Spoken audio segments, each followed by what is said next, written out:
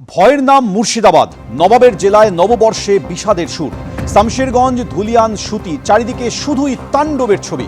প্রাণ বাঁচাতে ঘরছাড়া বহু মানুষ। মুর্শিদাবাদ থেকে পালিয়ে একেবারে মালদায় গিয়ে আশ্রয় নিতে হয়েছে।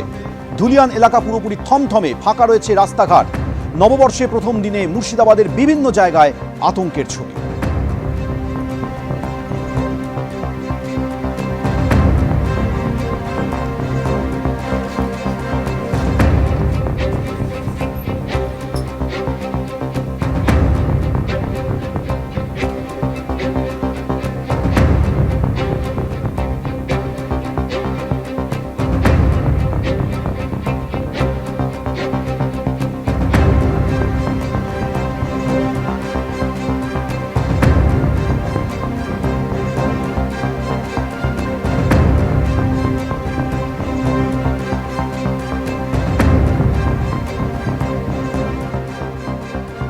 আজ পয়লা বৈশাখ।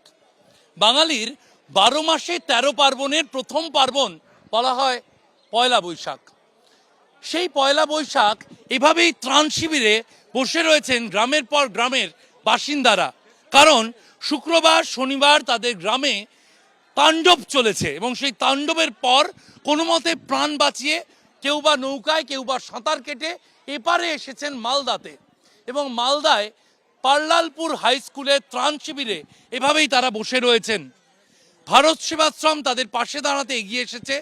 তাদের হাতে বছরের প্রথম দিন নতুন শাড়ি তুলে দিয়েছেন, কারো হাতে নতুন লুঙ্গি তুলে দিয়েছেন, কারো হাতে নতুন গামছা তুলে দিয়েছেন। কারণ তাদের বক্তব্য অনুযায়ী বেশিরভাগ মানুষকেই এক কাপড়ে তাদের চলে আসতে হয়েছে। বাড়িতে বেশিরভাগের জামা কাপড় রয়ে গিয়েছে, তাদের পরিধেয় দ্বিতীয় জামা নেই। এবং সেই সময় দাঁড়িয়ে মানুষের পাশে দাঁড়াতেই ভারত সেবাশ্রম সংঘের এই উদ্যোগ, নতুন গামছা, নতুন কাপড় তাদের হাতে তুলে দিচ্ছেন তারা। এই যে আজকে আপনাদের যে উদ্যোগ, এটা কি বেশিরভাগ মানুষকেই তো এক কাপড়ে চলে আসতে? হ্যাঁ, তার জন্যই আমরা এসেছি। আজ পয়লা বৈশাখ, এই যে উপহার আপনারা তুলে দিচ্ছেন, মানুষ কি বলবে? মানুষ খুশি। আমরা যতটা পারবো হেল্প করছি, যতটা পারবো সাহায্য করব। আমরা ঔরঙ্গাবাদ ভারত সেবাশ্রম থেকে এসেছি, আর আমরা আজকে এখানে এসেছি, কালকে ওখানে ঢুকেছিলাম। আমরা আজকে যতটা পারবো সাহায্য করব। প্রায় ৭৭-৮০টি পরিবার তারা বসে রয়েছেন এই ত্রাণ শিবিরে এবং তাদের বছরের প্রথম দিন এভাবে শুরু হবে তারা ভাবেননি। কারণ শুক্রবার শনিবার তাদের গ্রামে ওভাবে হামলা হবে তারা ভাবেননি। পালিয়ে এসেছিল আতঙ্কতে।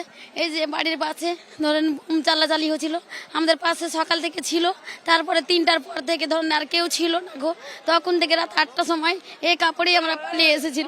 এই যে কাপড়গুলো নতুন বছরে এখানে আমরা দিন কাটাচ্ছি, খুব দুঃখই কাটাচ্ছি। ভালোই কেটেছিল। সকাল থেকে পুজো পাঠ করতাম, নতুন নতুন বস্ত্র ছেলে মেয়েকে পুজো করতাম, কত আনন্দতে করতাম। আমি যে মঙ্গলচণ্ডী উপবাস থেকে কত পুজো বাড়িতে দিতাম, সেই কিছুই করতে পেলাম না। ভারত সেবাশ্রম সংঘ তাদের পাশে দাঁড়িয়েছেন, তাদের হাতে নতুন শাড়ি, নতুন গামছা, নতুন লুঙ্গি তুলে দিয়েছেন এবং সেই ছবি আমরা দেখছি। তারা ত্রাণ শিবিরে লাইন দিয়ে তা সংগ্রহ করছেন। ক্যামেরায় প্রীতম চক্রবর্তীর সঙ্গে করুণাময় সিংহ ও শিবাশিস মৌলিক, এবিপি আনন্দ, মালদা।